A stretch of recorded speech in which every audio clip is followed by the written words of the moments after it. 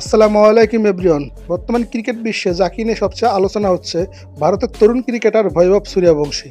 বৈভব সূর্যবংশী একের পর এক চমক দেখিয়ে যাচ্ছেন ব্যাটিংয়ে। সেটা আইপিএল হোক, ১৯ দলে হোক কিংবা এশিয়া কাপের মতো একটা বড় আসরে হোক না কেন, প্রতিটা জায়গা থেকে যখনই সে সুযোগ পাচ্ছে, যেখানেই সুযোগ পাচ্ছে, সে দেখিয়ে যাচ্ছে তার প্রতিভার ঝলক। ২০২৫ আইপিএলে ৩৫ বলে ৫০ করে তাক লাগিয়ে দিয়েছিলেন ক্রিকেট বিশ্বকে। সেই বৈভব সূর্যবংশী এবারে চমক দেখালেন এশিয়া কাপের মঞ্চে। এশিয়া কাপে যদিও ইন্ডিয়া সেমিফাইনালে হেরে গিয়ে বাদ হয়ে গিয়েছেন বাংলাদেশের সাথে, তারপর বৈভব সূর্যবংশীর ব্যাটিং দেখে ভারতের ক্রিকেট প্রেমীরা উচ্ছ্বাসিত। শুধু ভারত নয়, পুরো ক্রিকেট বিশ্ব তার ব্যাটিংয়ের জন্য চেয়ে থাকে। এবারে রাইজিং এশিয়া কাপ ২০২৫-এ বৈভব সূর্যবংশী ৪২ বলে, মাত্র ৪২টি বলে ১৪৪ রানের একটি ইনিংস খেলেছেন।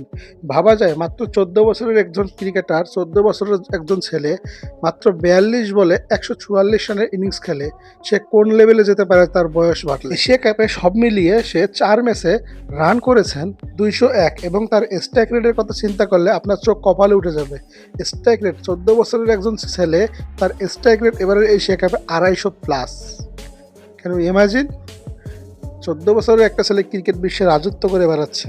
ভারতীয় ক্রিকেট মিডিয়া, ক্রিকেট বিশেষজ্ঞরা বলছেন এই ছেলে একদিন পুরো ক্রিকেট বিশ্বে রাজত্ব করবে। অলরেডি যারা ক্রিকেট নিয়ে সবসময় কথা বলেন তারা তাকে একটি নাম দিয়ে দিয়েছে, সেই নামটি হচ্ছে দ্য বেবি বস। তো এই বেবি বস শেষ পর্যন্ত কোথায় গিয়ে থামবেন এবং তার ক্যারিয়ার শেষ পর্যন্ত কোথায় গিয়ে থামবে, এটাই দেখার আশা। তো আমরা এই কামনাই করি বৈভব সূর্যবংশীর ক্রিকেট ক্যারিয়ার যেন উজ্জ্বল হয় এবং ইন্ডিয়ার হয়ে সে যেন সারা বিশ্বে নাম করতে পারে।